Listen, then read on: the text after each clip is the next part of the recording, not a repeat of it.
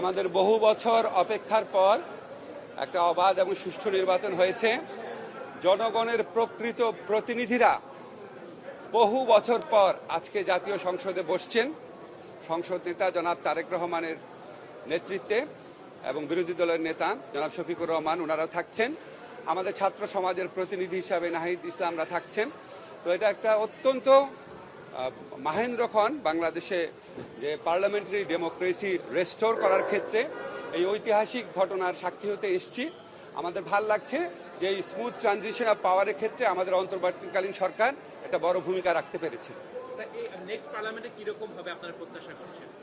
আমি বিশ্বাস করি বর্তমান যে পার্লামেন্ট আছে এটা আগের অন্তত 16 বছরে যে পার্লামেন্ট আছে তার চেয়ে অনেক অনেক বেটার হবে এবং আমি আশা করব এটার জন্য বাংলাদেশের ইতিহাসে সেরা পার্লামেন্টারি অধিবেশন হয়।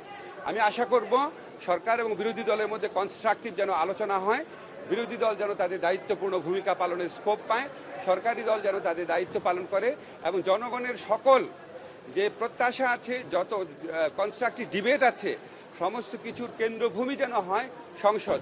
সবাই যেন সংসদের দিকে তাকিয়ে থাকে, রাজপথের আন্দোলন যেন না হয়, সমস্ত দ্বন্দ্বের নিরসন, দেশের স্বার্থে সমস্ত পদক্ষেপ যেন সংসদে নেওয়া হয়।